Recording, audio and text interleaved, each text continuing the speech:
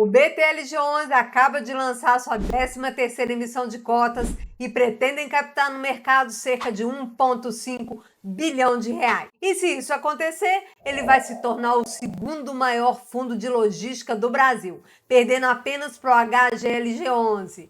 Mas será que vale a pena a gente participar dessa 13ª emissão de cotas do BTLG11? É isso que nós vamos falar hoje. Vem comigo! Olá pessoal, sejam muito bem-vindos a mais um vídeo do canal, eu sou a Vanessa. Pois é, BTLG11 voltando para o mercado aí com mais uma oferta bilionária e o nosso objetivo hoje é entender se vale a pena ou não a gente participar dessa 13ª emissão de cotas do BTLG11. Para isso, eu vou utilizar 3 critérios de análise que você vai aprender hoje e que vai servir também para você aplicar em qualquer emissão que venha aí a seguir. E no final do vídeo, eu vou te contar o que eu vou fazer, se eu vou participar ou não dessa nova emissão do BTLG11. Então vamos passar para o nosso primeiro critério, que é saber se esse fundo é realmente um bom fundo para a gente colocar o nosso dinheiro.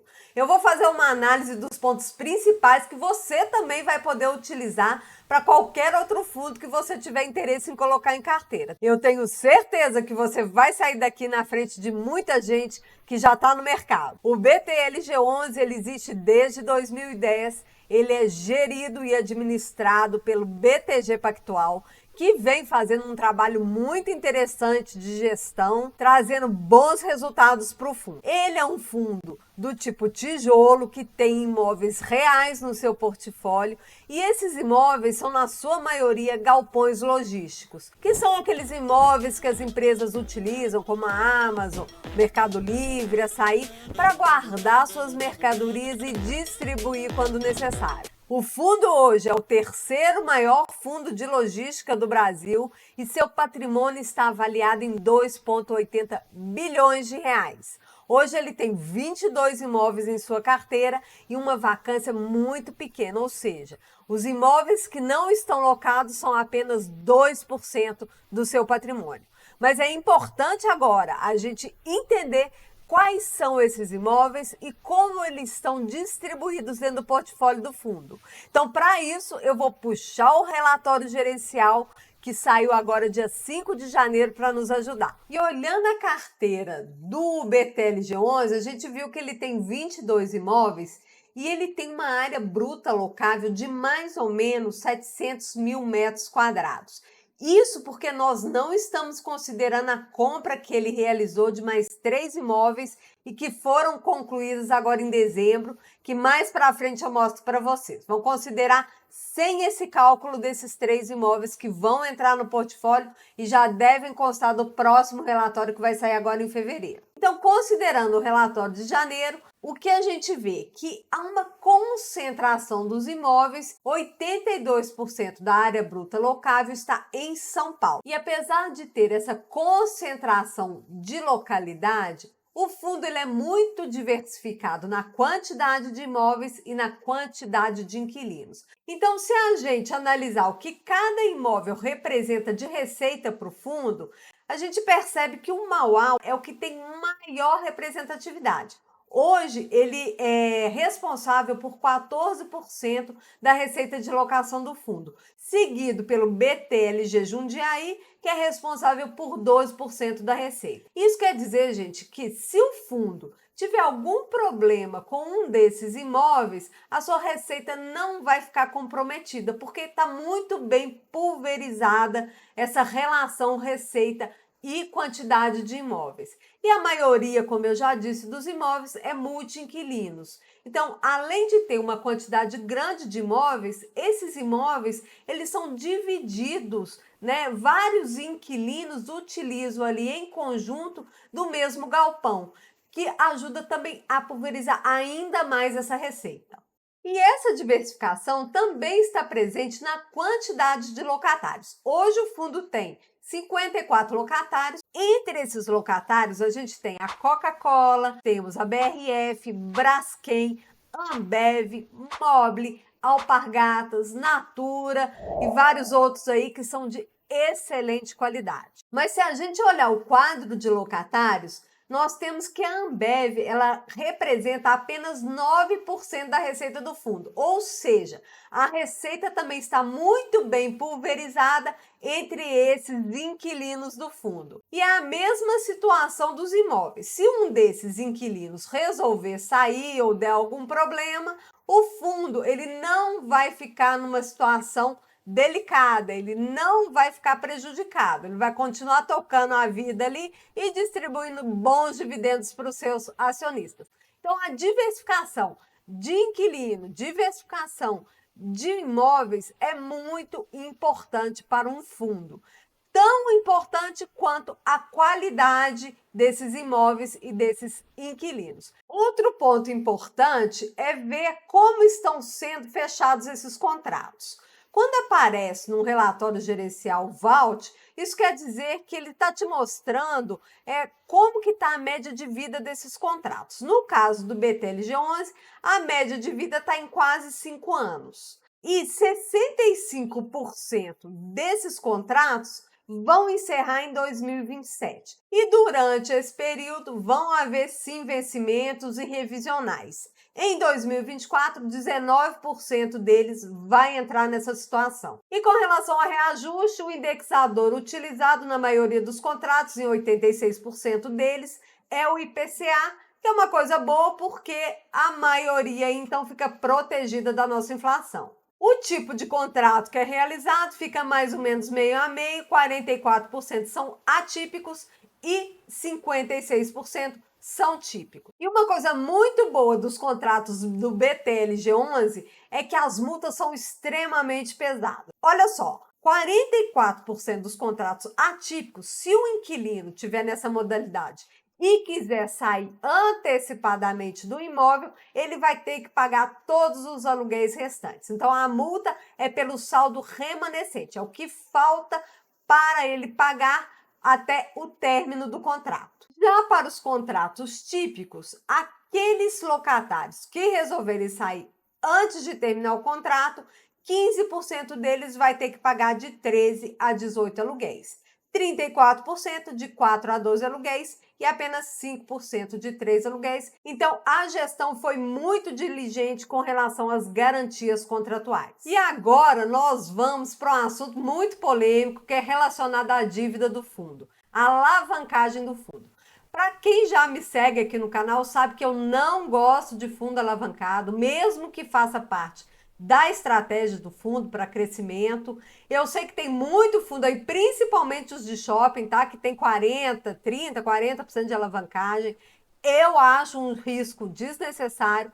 O caixa hoje do fundo tem 791 milhões de reais. Isso porque ele recebeu dinheiro aí da 12ª emissão de cotas. Eu acho que ele conseguiu captar por volta de 750 milhões de reais, mas desse valor, 440 milhões já estão comprometidos nas aquisições que ele fez de 3 imóveis.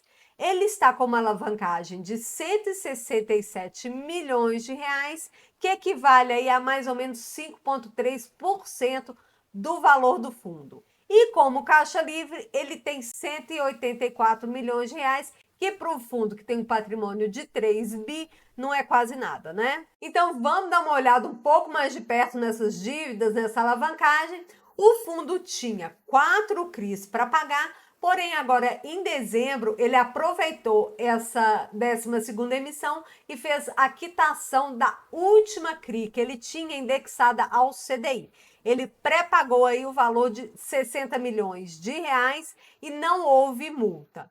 Então, ele tem mais 3 CRIs para pagar, essas são indexadas ao IPCA, que já ajuda. Então, ficaram a CRI 2, que tem o valor de 40 milhões de reais, que pode ser feito o pagamento antecipado sem multa, a CRI 3, que tem o valor de 72 milhões de reais, e a CRI 4, o valor de 40 milhões de reais, e nessas duas recai sim multa caso o fundo queira fazer um pagamento antecipado. Essa alavancagem do BTLG11 é uma alavancagem muito pequena, muito bem controlada. O ano passado ela era de 8% do valor do patrimônio do fundo. Esse ano a gestão teve a preocupação de diminuir ainda mais essa alavancagem, tirando aí uma CRI que estava com juros muito altos, então passou para 5,3% do patrimônio do fundo. Isso não caracteriza um risco para o fundo, pelo contrário, eles estão usando de forma inteligente essa alavancagem para fazer o fundo crescer ainda mais, sem colocar aí seus cotistas em risco. Então, para concluir,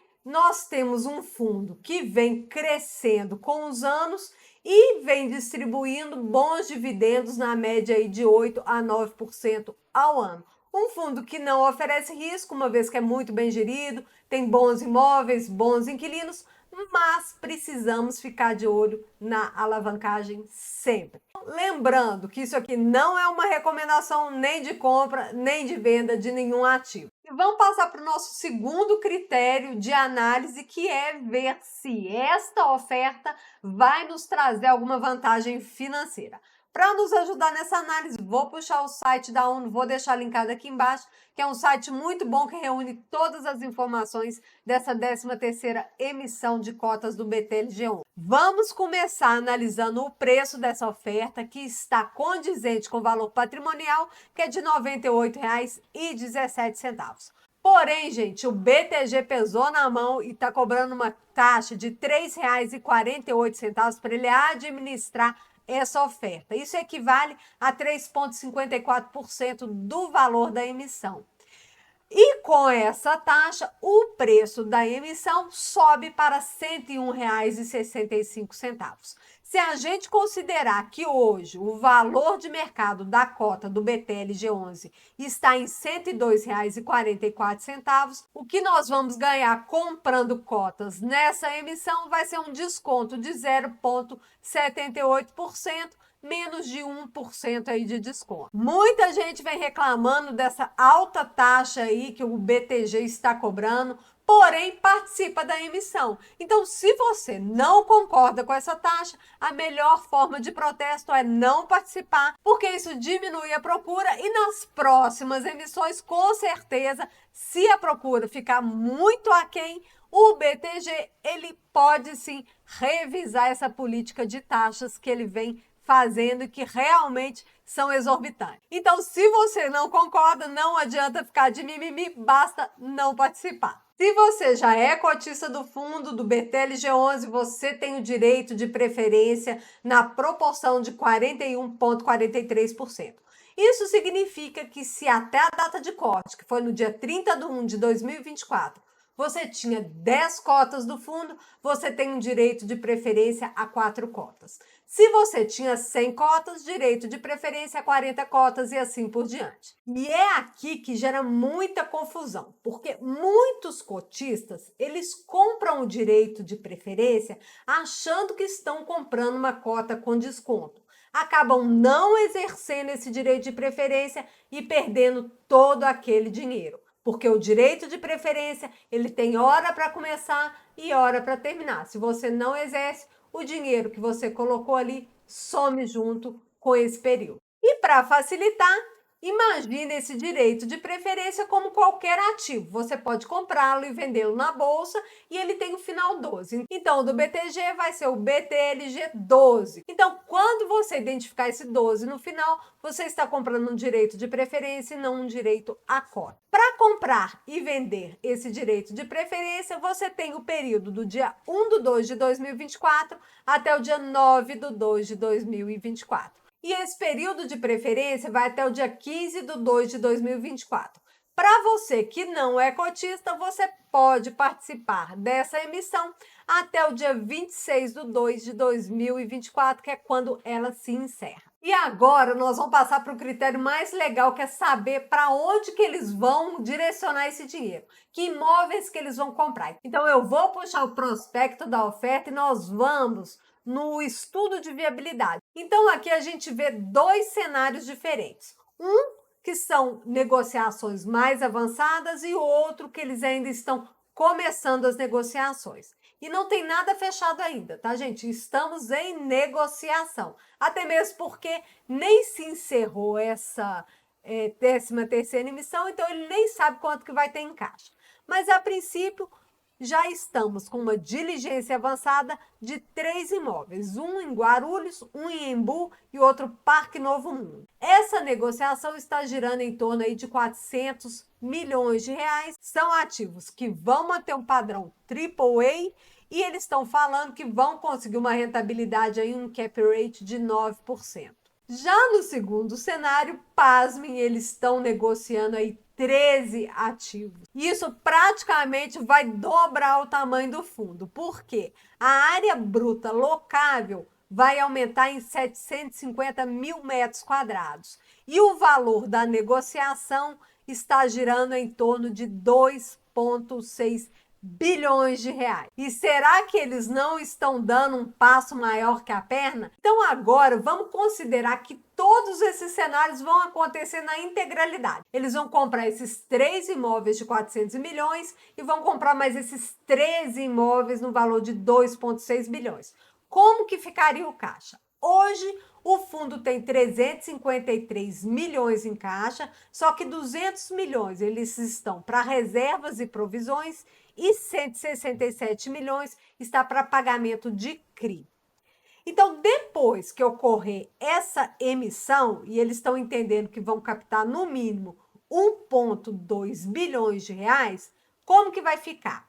Então, eles vão receber esse 1,2 bilhão, vão receber também 88 milhões, que vai ser proveniente de vendas que eles já fizeram, e com isso, eles vão descontar aqui 400 milhões pela aquisição dos 3 imóveis que já estão em negociação avançada, vão descontar o valor de 320 milhões, que foram aqueles 3 outros imóveis que eles compraram em dezembro, e vai sobrar em caixa um valor de 554 milhões de reais. E o que me parece é que eles vão utilizar esses 554 milhões para dar entrada nesses 13 imóveis aí que eles estão querendo comprar. E, gente, aqui vem um fator muito delicado. Se eles derem 500 milhões de entrada nesses 13 imóveis, vai sobrar uma dívida aí de 2 bilhões de reais. E esse valor provavelmente vai ser a nova dívida do fundo. Então, o fundo vai mudar o seu padrão de alavancagem. E agora, depois de analisar isso tudo, vale ou não vale a pena participar dessa 13ª emissão de cotas? Apesar de ser um excelente fundo, as vantagens financeiras que essa oferta está me dando não são interessantes. Eles estão me dando aí menos de 1% de desconto e estão me cobrando uma taxa de administração de quase R$ 3,50. E isso, gente, equivale a quase 4 meses de dividendos que eu recebo pelo fundo. Uma vez que o fundo ele vem distribuindo uma média de dividendos aí de 0,80 centavos. Outra questão que me faz acender o alerta vermelho é realmente essa destinação dos valores dessa emissão. Acho que o fundo, se fechar todos esses imóveis que eles estão pretendendo, os 16 imóveis, ele vai dar um passo muito grande, vai se alavancar muito e talvez ele não consiga entregar para essa base de cotistas o que ele vem entregando aí a título de dividendos. Pelo prospecto, ele fala que vai conseguir manter os 9% de dividendos aí ao ano. O que é um fator também que não é muito positivo, porque ele vai aumentar o seu risco, uma vez que ele vai aumentar a alavancagem, mas vai manter aí o mesmo prêmio, que é de 8% a 9% de distribuição de dividendos ao mês. Então, por todos esses fatores, eu, Vanessa, não vou participar dessa 13ª emissão de cotas. E você, diante de tudo que eu te mostrei, vai ou não vai participar dessa 13ª emissão de cotas? Espero que vocês tenham gostado desse vídeo. Um grande beijo, fiquem com Deus e até o próximo vídeo.